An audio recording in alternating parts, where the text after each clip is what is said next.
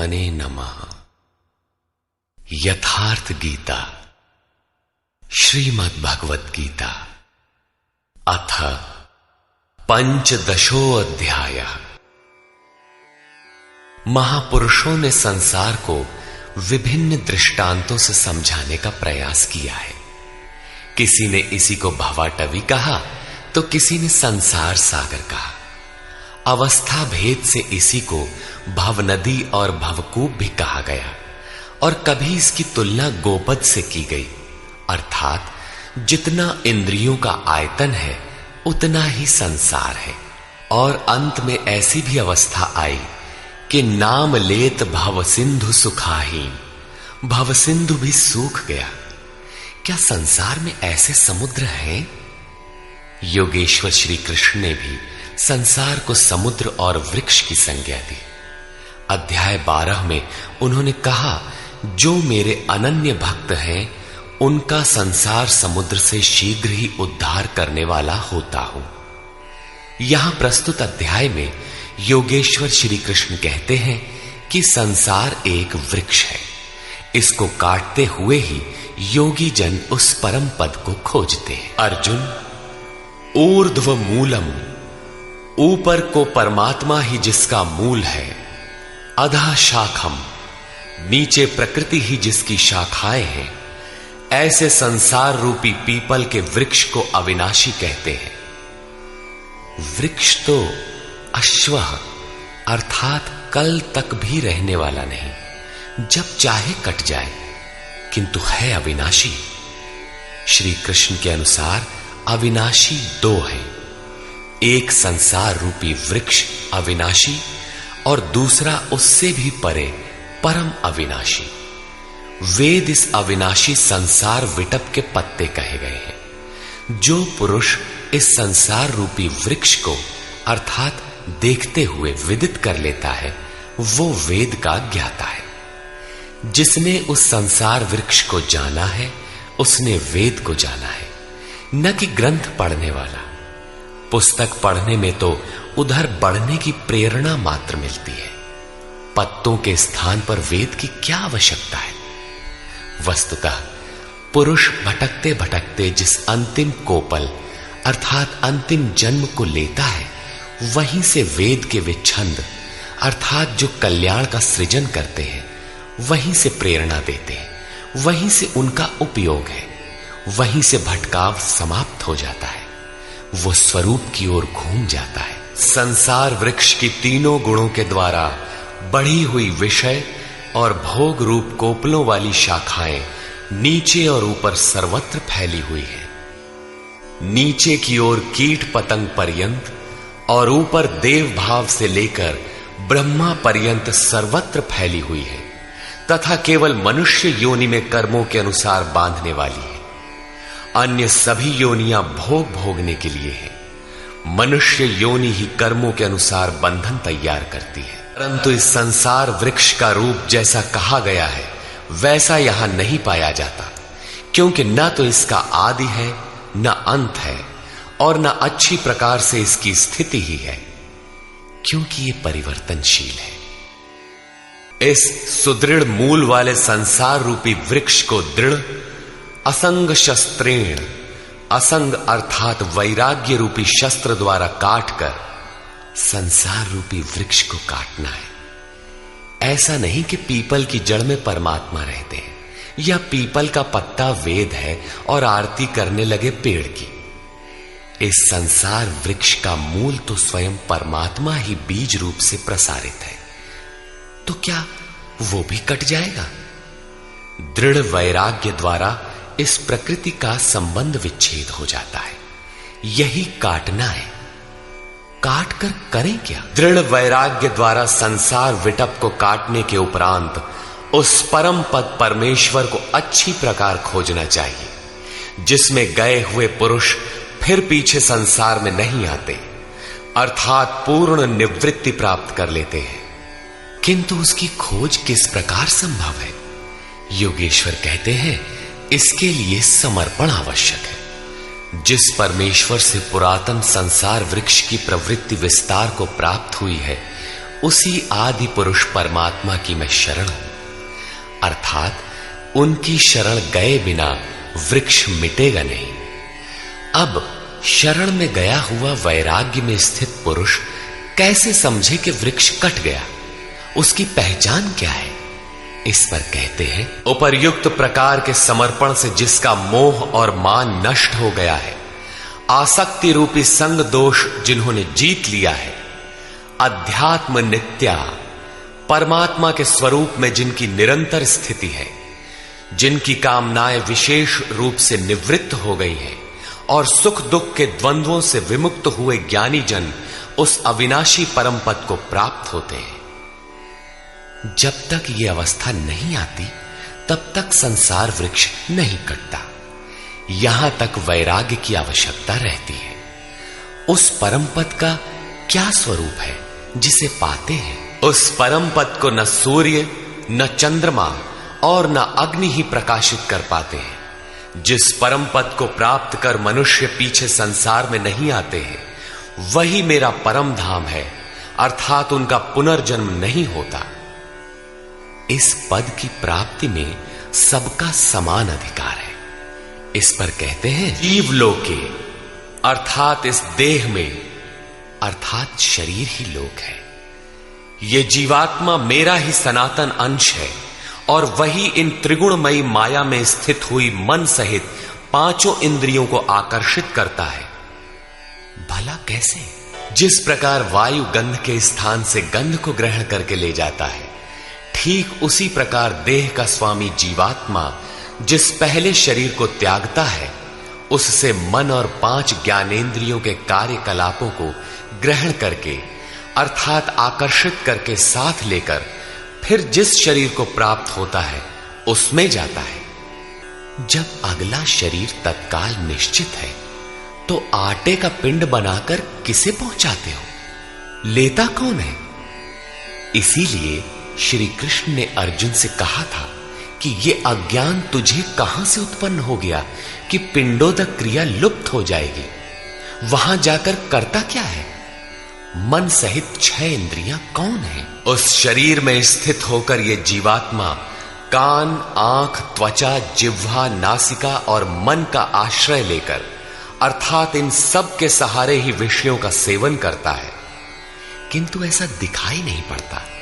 सब उसे देख नहीं पाते। इस पर श्री कृष्ण कहते हैं, शरीर छोड़कर जाते हुए, शरीर में स्थित हुए, विषयों को भोगते हुए अथवा तीनों गुणों से युक्त हुए भी जीवात्मा को विशेष मूढ़ अज्ञानी नहीं जानते। केवल ज्ञान रूपी नेत्र वाले ही उसे जानते हैं, देखते हैं। ठीक ऐसा ही है। अब वो दृष्टि कैसे मिले? आगे देखें।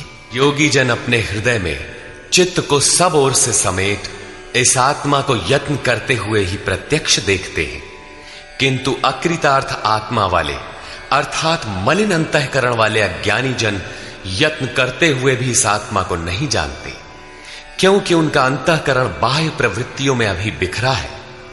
चित्त को सब ओर से समेटकर अंतरात्मा में यत्न करने वाले भाविक जन ही उसे पाने के योग्य होते हैं। अतः अंतःकरण से सतत सुमिरण आवश्यक है। अब उन महापुरुषों के स्वरूप में जो विभूतियां पाई जाती हैं, जो पीछे बता भी आए हैं, उन पर प्रकाश डालते हैं। जो तेज सूर्य में स्थित हुआ संपूर्ण जगत को प्रकाशित करता है, जो तेज चंद्रमा में स्थित है और जो तेज अग्नि में है, इसे तू मेरा ही जान। अब उस महापुरुष द्वारा कार्य बताते हैं। मैं ही पृथ्वी में प्रवेश करके अपनी शक्ति से सब भूतों को धारण करता हूं और चंद्रमा में रस स्वरूप होकर संपूर्ण वनस्पतियों को पुष्ट करता हूं। मैं ही प्राणियों के शरीर में अग्नि रूप से स्थित होकर प्राण और अपान से युक्त हुआ 4 प्रकार के अन्नों को पचाता हूं। अध्याय 4 में स्वयं योगेश्वर श्री कृष्ण ने इंद्रियाग्नि, संयमाग्नि, योगाग्नि, प्राण अपानाग्नि, ब्रह्माग्नि इत्यादि 13-14 अग्नियों का उल्लेख किया, जिनमें सबका परिणाम ज्ञान है। ज्ञान ही अग्नि है। श्री कृष्ण कहते हैं, ऐसा अग्नि स्वरूप होकर प्राण और अपान से युक्त 4 विधियों से, अर्थात जप सदैव श्वास प्रश्वास से होता है, उसकी 4 विधियां बैखरी, मध्यमा, पश्यंती और परा है। इन 4 विधियों से तैयार होने वाले अन्नों को मैं ही पचाता हूं। मैं ही सब प्राणियों के हृदय में अंतर्यामी रूप से स्थित हूं। मुझसे ही स्वरूप की स्मृति होती है।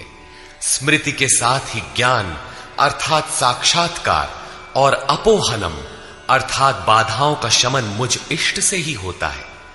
सब वेदों द्वारा मैं ही जानने योग्य हूं। वेदांत का कर्ता अर्थात वेदस्य अंतः सह वेदांत, वेद की अंतिम स्थिति का कर्ता मैं ही हूं और वेदविद भी मैं ही हूं अर्थात वेद का ज्ञाता।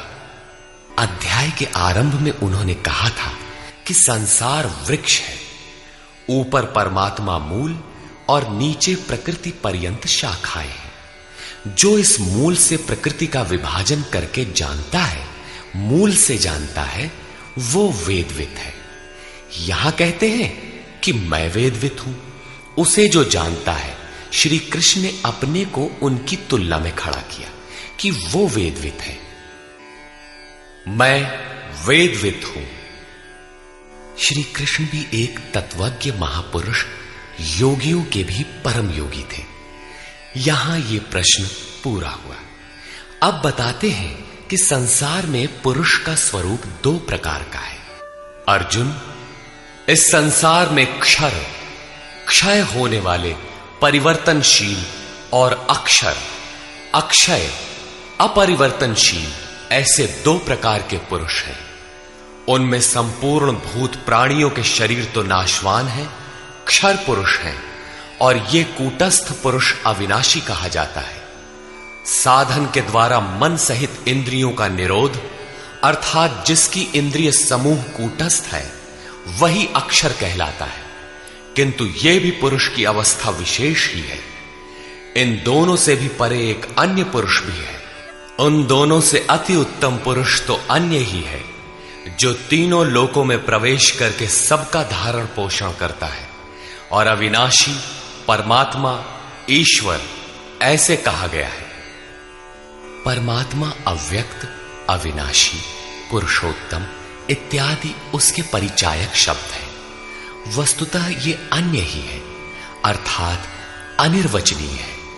ये क्षर अक्षर से परे महापुरुष की अंतिम अवस्था है, जिसको परमात्मा इत्यादि शब्दों से इंगित किया गया है, किंतु वो अन्य है, अर्थात अनिर्वचनीय है।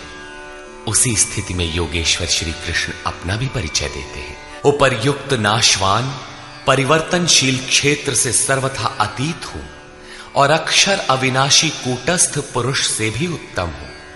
इसलिए लोक और वेद में पुरुषोत्तम नाम से प्रसिद्ध हूं। हे भारत, जैसा कि ऊपर कहा गया है कि इस प्रकार जो ज्ञानी पुरुष मुझ पुरुषोत्तम को साक्षात जानता है, वो सर्वज्ञ पुरुष सब प्रकार से मुझ परमात्मा को ही भजता है। वो मुझसे विलग नहीं है। हे निष्पाप अर्जुन, इस प्रकार ये अति गोपनीय शास्त्र मेरे द्वारा कहा गया। इसको तत्व से जानकर मनुष्य पूर्ण ज्ञाता और कृतार्थ हो जाता है। अतः योगेश्वर श्री कृष्ण की यह वाणी स्वयं में पूर्ण शास्त्र है। श्री कृष्ण का यह रहस्य अत्यंत गुप्त था। उन्होंने केवल अनुरागियों से बताया। ये अधिकारी के लिए ही है। श्री कृष्ण का यह स्वरूप सबके लिए था भी नहीं। कोई उन्हें राजा, कोई दूत, तो कोई यादव ही मानता था, किंतु अधिकारी अर्जुन से उन्होंने कोई दुराव नहीं रखा। उसने पाया कि वो परम सत्य पुरुषोत्तम नहीं। दुराव रखते तो उसका कल्याण ही ना होता। यही विशेषता प्राप्ति वाले प्रत्येक महापुरुष में पाई गई। रामकृष्ण परमहंस देव एक बार बहुत प्रसन्न थे। भक्तों ने पूछा, आज तो आप बहुत प्रसन्न हैं? बोले, आज मैं वो परमहंस हो गया। उनके समकालीन कोई अच्छे महापुरुष परमहंस थे, उनकी ओर संकेत किया। कुछ देर बाद वो मन क्रम वचन से विरक्ति की आशा से अपने पीछे लगे साधकों से बोले, देखो, अब तुम लोग संदेह न करना, मैं वही राम हूं जो त्रेता में हुए थे, वही कृष्ण हूं जो द्वापर में हुए थे। मैं उन्हीं की पवित्र आत्मा हूं, वही स्वरूप हूं। यदि पाना है तो मुझे देखो। ठीक इसी प्रकार पूज्य गुरु महाराज भी सबके सामने कहा करते थे, हो हम भगवान के दूत हैं। जे सचहू का संत है वो भगवान का दूत है, हमारे द्वारा ही उनका संदेशा मिलता है। पूज्य महाराज जी सबसे तो इतना ही कहते थे, न किसी विचार का खंडन न मंडन, किंतु जो विरक्ति में पीछे लगे थे उनसे कहते थे, केवल मेरे स्वरूप को देखो। यदि तुम्हें उस परम तत्व की चाह है तो मुझे देखो, संदेह मत करो। बहुतों ने संदेह किया तो उनको अनुभव में दिखाकर उन बाह्य विचारों से हटाकर अपने स्वरूप में लगाया। वे अद्यावधि महापुरुष के रूप में अवस्थित हैं। इसी प्रकार श्री कृष्ण की अपनी स्थिति गोपनीय तो थी, किंतु अपने अनन्य भक्त पूर्ण अधिकारी अनुरागी अर्जुन के प्रति उन्होंने उसे प्रकाशित किया। हर भक्त के लिए संभव है, महापुरुष लाखों को उस रास्ते पर चला देते हैं। निष्कर्ष, इस अध्याय के आरंभ में योगेश्वर श्री कृष्ण ने बताया कि संसार एक वृक्ष है, पीपल जैसा वृक्ष है। पीपल एक उदाहरण मात्र है। ऊपर इसका मूल परमात्मा और नीचे प्रकृति पर्यंत इसकी शाखाएं प्रशाखाएं हैं। जो इस वृक्ष को मूल सहित विदित कर लेता है वह वेदों का ज्ञाता है। इस संसार वृक्ष की शाखाएं ऊपर और नीचे सर्वत्र व्याप्त हैं और मूलानि, उसकी जड़ों का जाल भी ऊपर और नीचे सर्वत्र व्याप्त है, क्योंकि वह मूल ईश्वर है और वही बीज रूप से प्रत्येक जीव हृदय में निवास करता है। योगेश्वर श्री कृष्ण के अनुसार संसार वृक्ष है जिसका मूल सर्वत्र है और शाखाएं सर्वत्र हैं। कर्मानुबंधीनि मनुष्य लोके, कर्मों के अनुसार केवल मनुष्य योनि में बंधन तैयार करता है, बांधता है। अन्य योनियां तो इन्हीं कर्मों के अनुसार भोग भोगती हैं। अतः दृढ़ वैराग्य रूपी शस्त्र द्वारा इस संसार रूपी पीपल के वृक्ष को तू काट और उस परम पद को ढूंढ जिसमें गए हुए महर्षि पुनर्जन्म को प्राप्त नहीं होते। कैसे जाना जाए कि संसार वृक्ष कट गया? योगेश्वर कहते हैं कि जो मान और मोह से सर्वथा रहित है, जिसने संग दोष जीत लिया है, जिसकी कामनाएं निवृत्त हो गई हैं और जो द्वंद्व से मुक्त है, वह पुरुष उस परम तत्व को प्राप्त होता है।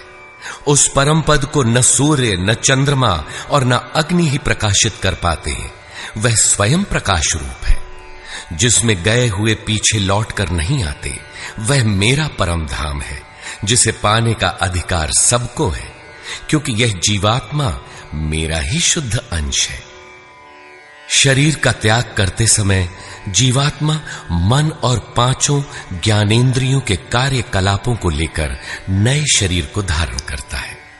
संस्कार सात्विक है तो सात्विक स्तर पर पहुंच जाता है, राजसी है तो मध्यम स्थान पर और तामसी रहने पर जघन्य योनियों तक पहुंच जाता है तथा इंद्रियों के अधिष्ठाता मन के माध्यम से विषयों को देखता और भोगता है।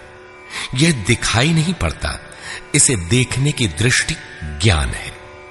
कुछ याद कर लेने का नाम ज्ञान नहीं है। योगी जन हृदय में चित्त को समेटकर प्रयत्न करते हुए ही उसे देख पाते हैं। अतः ज्ञान साधन गम्य है। हां, अध्ययन से उसके प्रति रुझान उत्पन्न होती है। संशय युक्त अकृतात्मा लोग प्रयत्न करते हुए भी उसे देख नहीं पाते। यहां प्राप्ति वाले स्थान का चित्रण है। अतः उस अवस्था की विभूतियों का प्रवाह स्वाभाविक है। उन पर प्रकाश डालते हुए योगेश्वर श्री कृष्ण कहते हैं कि सूर्य और चंद्रमा में मैं ही प्रकाश हूं, अग्नि में मैं ही तेज हूं, मैं ही प्रचंड अग्नि रूप से 4 विधियों से परिपक्व होने वाले अन्न को पचाता हूं। श्री कृष्ण के शब्दों में अन्न एकमात्र ब्रह्म है। अन्नम ब्रह्मेति व्यजानात्, जिसे प्राप्त कर यह आत्मा तृप्त हो जाती है। बैखरी से परापर्यंत अन्न पूर्ण परिपक्व होकर पच जाता है, वह पात्र भी खो जाता है। इस अन्न को मैं ही पचाता हूं, अर्थात सद्गुरु जब तक रथी न हो तब तक यह उपलब्धि नहीं होती। इस पर बल देते हुए योगेश्वर श्री कृष्ण पुनः कहते हैं कि संपूर्ण प्राणियों के अंतर्देश में स्थित होकर मैं ही स्मृति दिलाता हूं। जो स्वरूप विस्मृत था उसकी स्मृति दिलाता हूं। स्मृति के साथ मिलने वाला ज्ञान भी मैं ही हूं। उसमें आने वाली बाधाओं का निदान भी मुझसे होता है। मैं ही जानने योग्य हूं और विदित हो जाने के बाद जानकारी का अंत करता भी मैं ही हूं। कौन किसे जाने? मैं वेदवित हूं। अध्याय के प्रारंभ में कहा, जो संसार वृक्ष को मूल सहित जानता है वह वेदवित है, किंतु उसको काटने वाला ही जानता है। यहां कहते हैं मैं भी वेदवित हूं। उन वेदविदों में अपनी भी गणना करते हैं। अतः श्री कृष्ण भी यहां वेदविद पुरुषोत्तम है, जिसे पाने का अधिकार मानव मात्र को है। अंत में उन्होंने बताया कि लोक में दो प्रकार के पुरुष हैं। भूतादिकों के संपूर्ण शरीर क्षर है। मन की कूटस्थ अवस्था में यही पुरुष अक्षर है, किंतु है द्वंद्वात्मक और इससे भी परे जो परमात्मा, परमेश्वर, अव्यक्त और अविनाशी कहा जाता है, वह वस्तुतः अन्य ही है। यह क्षर अक्षर से परे वाली अवस्था है। यही परम स्थिति है। इससे संगत करते हुए कहते हैं कि मैं भी क्षर अक्षर से परे वही हूं, इसलिए लोग मुझे पुरुषोत्तम कहते हैं। इस प्रकार उत्तम पुरुष को जो जानते हैं वे ज्ञानी भक्तजन सदैव सब ओर से मुझे ही भजते हैं। उनकी जानकारी में अंतर नहीं है। अर्जुन, यह अत्यंत गोपनीय रहस्य मैंने तेरे प्रति कहा। प्राप्ति वाले महापुरुष सबके सामने नहीं कहते, किंतु अधिकारी से दुराव भी नहीं रखते। अगर दुराव करेंगे तो वह पाएगा कैसे? इस अध्याय में आत्मा की 3 स्थितियों का चित्रण क्षर, अक्षर और अति उत्तम पुरुष के रूप में स्पष्ट किया गया, जैसा इससे पहले किसी अन्य अध्याय में नहीं है। इस प्रकार श्रीमद् भगवद गीता के भाष्य यथार्थ गीता का 15वां अध्याय पूर्ण होता है। हरि ओम तत्सत।